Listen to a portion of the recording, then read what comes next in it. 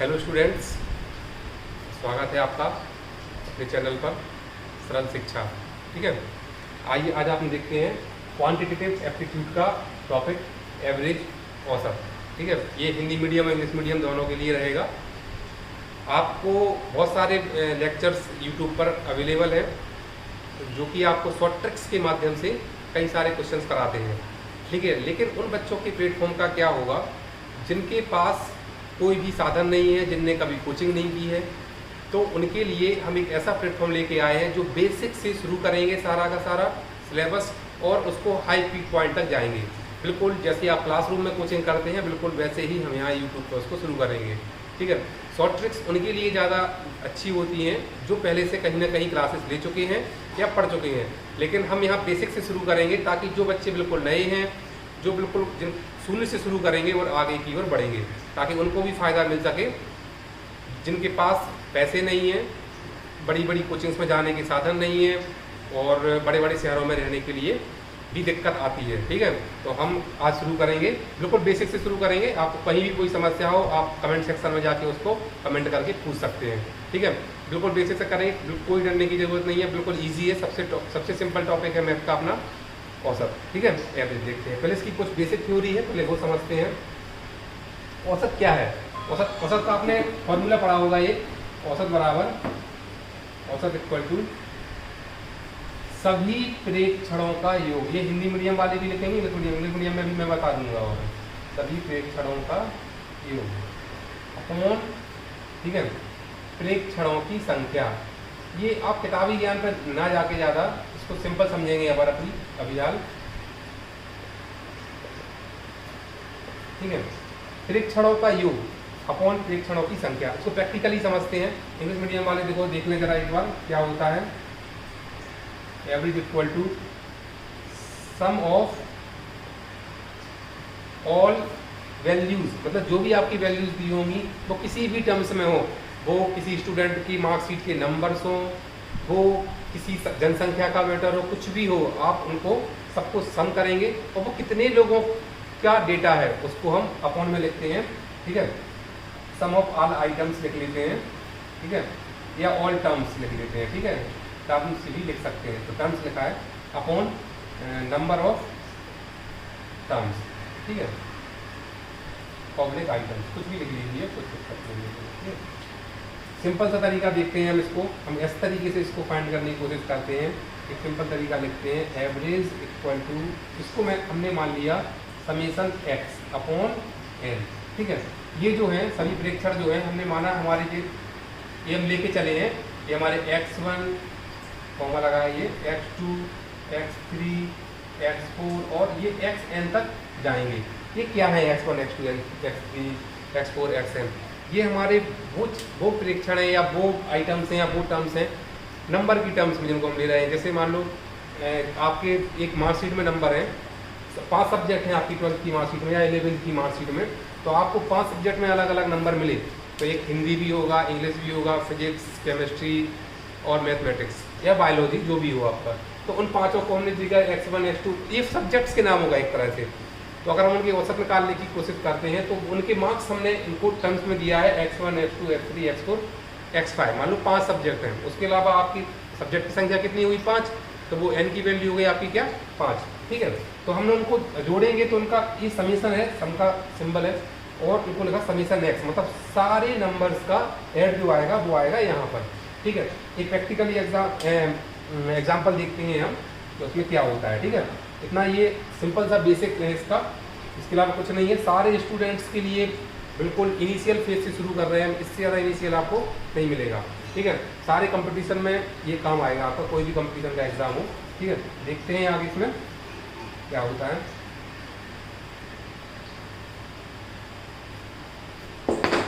ठीक है, किसी मार्कशीट में हम लेते हैं बिल्कुल सिंपल से, किसी मार्कशीट में कोई मार्कशीट है, उसमें 5 सब्जेक्ट हैं आपका, हिंदी हो गया, इंग्लिश हो गया, फिजिक्स हो गया, केमिस्ट्री हो गया और मैथमेटिक्स हो गया। इसमें आपके नंबर इस प्रकार से आए 40 50 60 70 और 80। ठीक है, ये आपके नंबर ऐसे ऐसे आपने गेन किए किसी एग्ज़ाम में।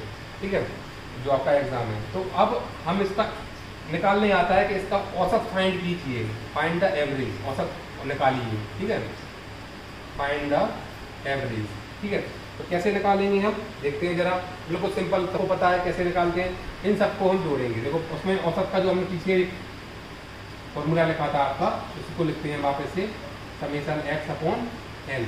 ये मान लिया हमने, जैसे ये हो गया x1, ये हो गया x2, ये हो गया x3, ये हो गया x4, ये हो गया x5, ठीक है। तो वही है यहाँ पर जो हमने लिखा था पहले, x1 plus x2 plus x3 plus x4 plus x5 का सम टोटल, तो वो क्या हो गया समेशन x। और n की वैल्यू कितनी होगी, सब्जेक्ट कितने हैं, 1 2 3 4 और 5, 5 सब्जेक्ट है, तो n की वैल्यू कितनी होगी हमारी 5। हम लिख के देखते हैं इनको जोड़ेंगे, हम जोड़ के देखते हैं, सबको जोड़ा, ये इसका मान क्या, ये क्या है x1 plus x2 plus x3 plus x4 plus x5, और ये क्या है x1 x2 x3 हमारे सब्जेक्ट्स हैं, इनको जोड़ेंगे हम, आपका 0 आया यहाँ पर।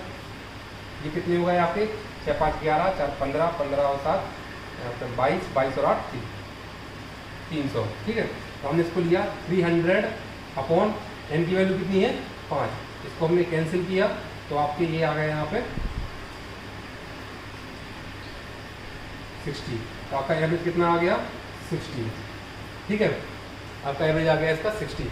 तो ये तो हो गया एक सिंपल फंडामेंटल मैटर था जो बता दिया आपको कि इस तरीके से एवरेज क्वेश्चन सॉल्व होंगे।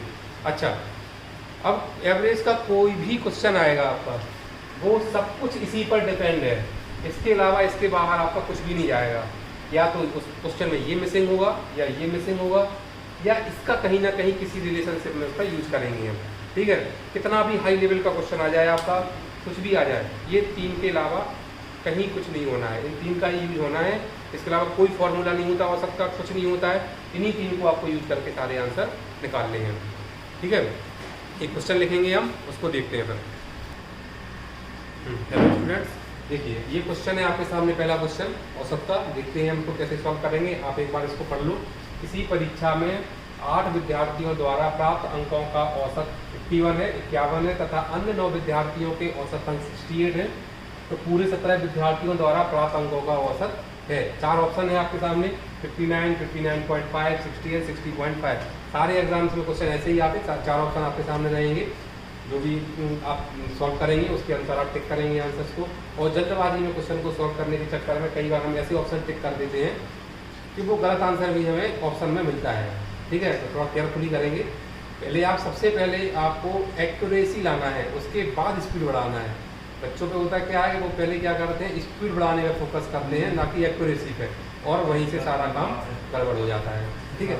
देखते हैं हम क्या होगा। तो 8 किसी परीक्षा में 8 विद्यार्थियों द्वारा प्राप्त अंकों का औसत 51 है, ठीक है। तो यहाँ पर 2 अलग अलग हमें n की वैल्यूज दी गई हैं। एक बार विद्यार्थी है हमारे कितने 8, और एक बार है कितने 9, ठीक है। एक बार है 8, एक बार है 9, n की वैल्यू है। और जब 8 विद्यार्थी हैं तो उनका औसत कितना दिया है, तो वही हम देखो एक अपना फंडामेंटल आप लेके चलेंगे फॉर्मूला, ये रहेगा आपका। इसके अलावा आपको कुछ भी नहीं करना है, ये फॉर्मूला भी नहीं है, ये बेसिक टर्म है आपका, ठीक है। क्योंकि फॉर्मूला नहीं है तो लिखने का तरीका है केवल, ठीक है।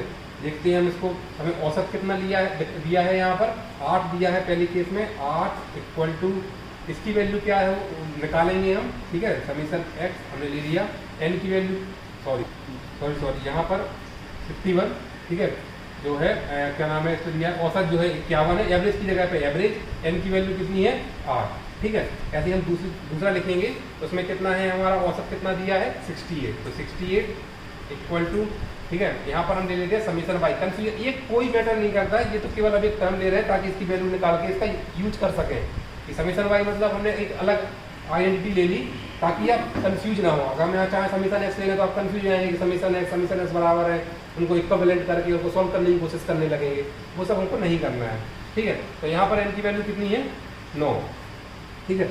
इसको हम सॉल्व करते हैं, तो हम यहाँ से समीशन x की वैल्यू फाइंड करें अगर, तो कितनी निकलेगी हमारी 408, ठीक है। यहाँ पे निकालेंगे हम समीशन y की वैल्यू, कितनी निकलेगी हमारी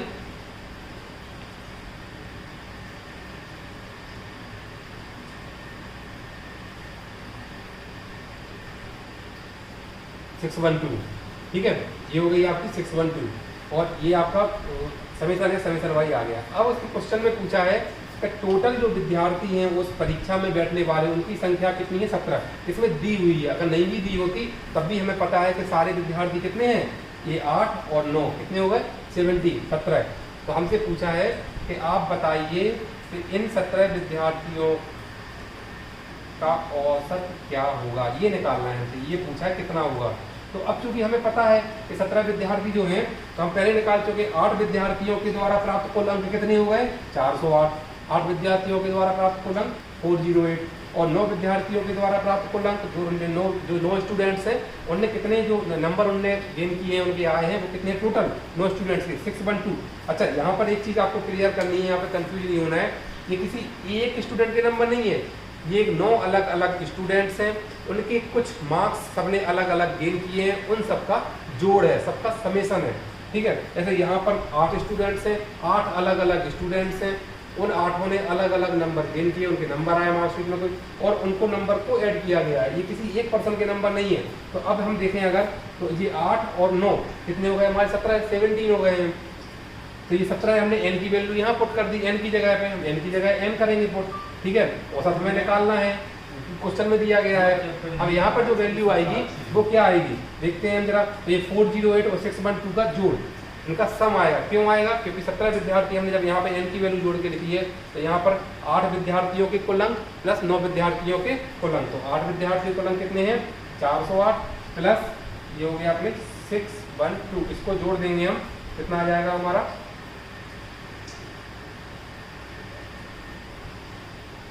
ये हम 17 से इसको कैंसिल कर देंगे तो हमारा आंसर आ गया 60। ठीक है, आंसर आ गया 60, आंसर नंबर 3। तो इस तरीके से हम इसको आंसर को फाइंड करेंगे। ठीक है, चलो स्टूडेंट्स लिखिए आप।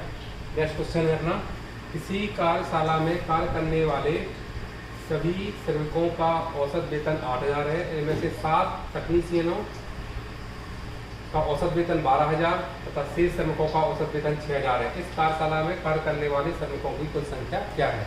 सिंपल वही बेसिक पे जाएंगे हम, और तो कुछ नहीं करना है हमें। ठीक है, देखते हैं एवरेज इक्वल टू क्या होगा ना, summation x upon n।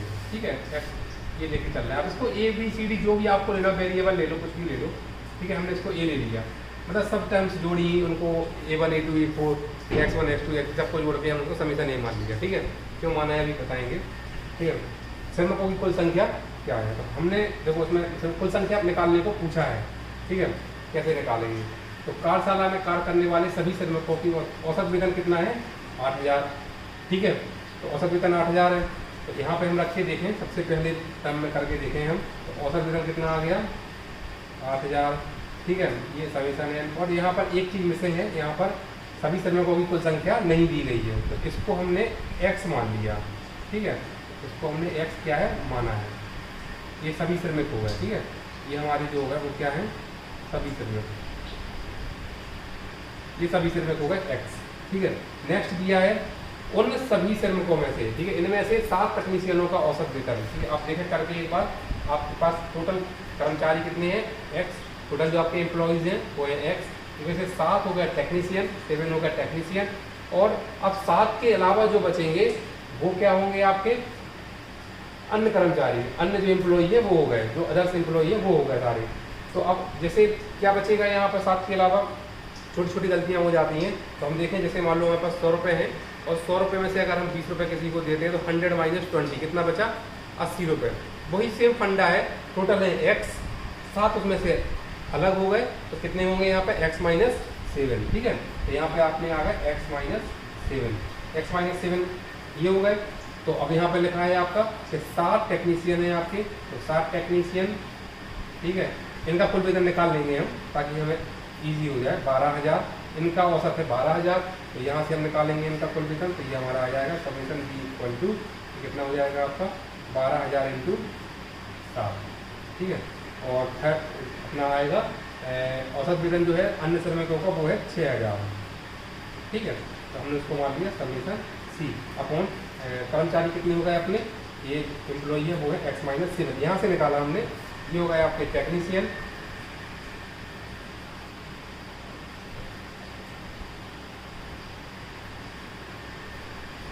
Technician, तो ये हो गए आपके अदर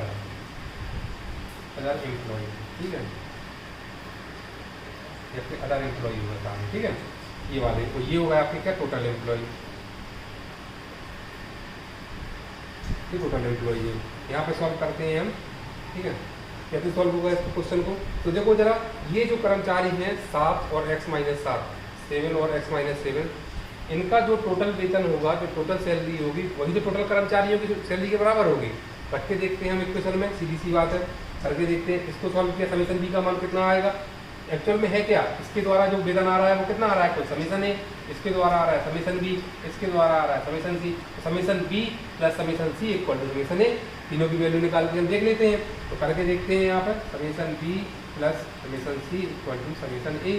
समीशन बी की वैल्यू कितनी होगी, 12,000 इंटू 7 प्लस समीशन सी की वैल्यू कितनी होगी आपकी 6,000 into X minus 7 equal to, ये कितना हो जाएगा 8,000 इंटू एक्स, ठीक है।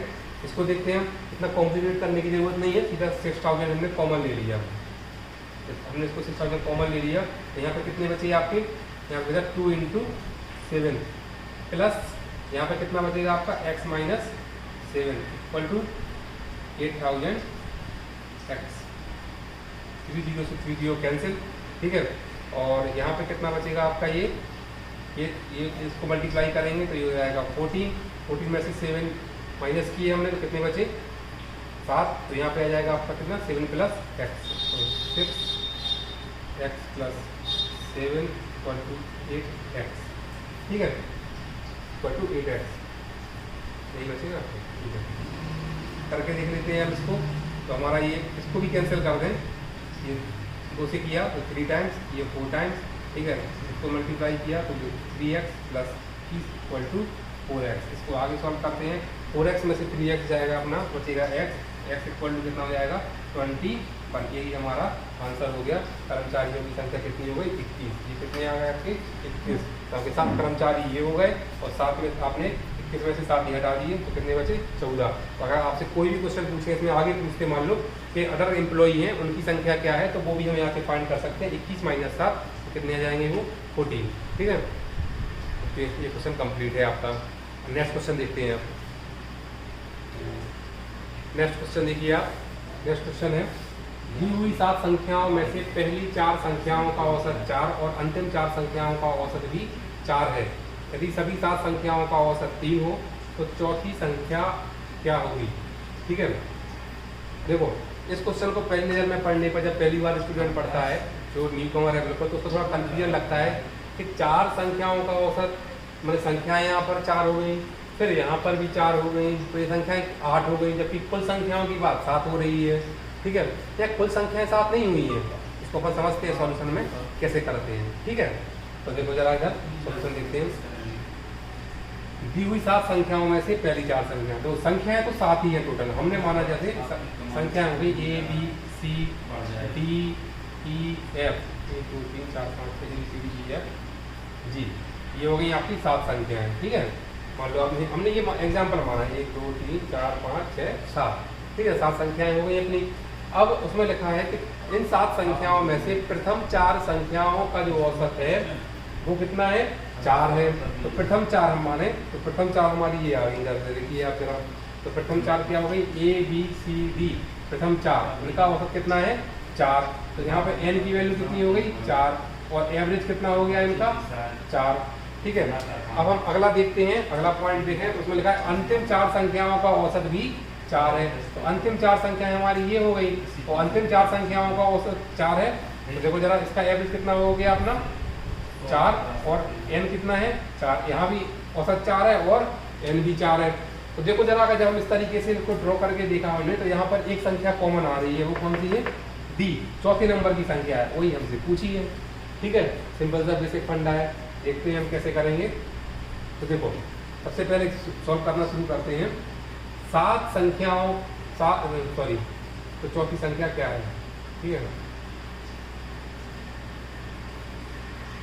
7 संख्याओं का औसत 3 हो, ठीक है, बात यहाँ पे आपको पकड़ना है। 7 संख्याओं का औसत 3 है, तो अपन देखते हैं यहाँ पर 7 संख्याओं का औसत कितना है तीन संख्याएं कितनी है 7, जो फुल संख्याएं हैं हमारी, हमने निकाल लिया इसकी वैल्यू कितनी आ गई, यहाँ से निकल जाएगी हमारी समीशन ए इक्वल टू कितना हो गया 7 × 3 21, ठीक है। लेकिन जो फर्स्ट 4 नंबर्स हैं उनका औसत कितना दिया है, यहाँ से देखें हम तो यहाँ पे हमारा मिल जाएगा वैल्यू कितना, यहाँ से रख के देख लेते हैं पूरा, ठीक है, ताकि आपको कोई प्रॉब्लम ना हो, ठीक है। समीशन बी यहाँ पर आ जाएगा हमारा समीशन बी इक्वल टू 16, ठीक है। फिर हम करके देखते हैं, यहाँ पर भी वही है summation C equal to 0.4, summation C equal to कितना आ जाएगा हमारा 16, ठीक है। तो देखो जरा तीन वैल्यूज हमें मिल गई हैं, सॉरी तीन वैल्यूज हमें मिल गई हैं। तो ये चार संख्याएं जो हैं, ये टोटल संख्याएं यहाँ पे क्या लगता है कि 8 हो गई, लेकिन 8 नहीं हुई है, ये फर्स्ट 4 और लास्ट 4 की बात हो रही है, ठीक है। तो अगर हम निकालना चाहें इस प्रकार से हम इसको चौथी संख्या की वैल्यू निकाल सकते हैं। देखो कैसे निकालेंगे, अगर हम सबके उनके इसके टोटल सम को जोड़ें और इसके टोटल सम को जोड़ें और 7 संख्याओं का जो सम आया है उसको माइनस कर दें, डिडक्ट कर दें, तो हमारी चौथी नंबर की संख्या अपने आप निकल के आए, क्योंकि कॉमन नंबर क्या है, कॉमन ये निकल के आया हमारा, ठीक है। तो देखो जरा करके देखें, तो हमने इसको कैसे करेंगे, समीशन बी प्लस समीशन सी बराबर कितना हो जाएगा आपका 16 प्लस 16 कितना हो गया आपका 32, ठीक है। तो ये आपका आ गया शुरू की 4 और अंतिम 4 संख्याओं का कुल योग, ठीक है 32, टोटल सम जो आ गया वो इतना आ गया। लेकिन हमारे पास 7 संख्याओं का सम कितना है, 7 नंबर का सम 21, ठीक है। यहाँ से हम माइनस कर देते हैं, माइनस करेंगे हम इसमें से माइनस समीशन ए, तो ये आपका यहाँ से माइनस हो गया इसमें -21, ठीक है। यहाँ लिख देते हैं इसको समीशन ए, ठीक है, -21, तो आपका ये बन जाएगा कितना बचेगा 11, ठीक है। तो आपका जो नंबर आएगा ये कौन से नंबर का आएगा, फोर्थ, जो फोर्थ नंबर होगा वही आपका आंसर हो जाएगा। तो डी की वैल्यू कितनी आ जाएगी, अगर आप इस टर्म में बात करें तो डी की वैल्यू आएगी 11, आंसर हो जाएगा आपका कितना 11, ठीक है।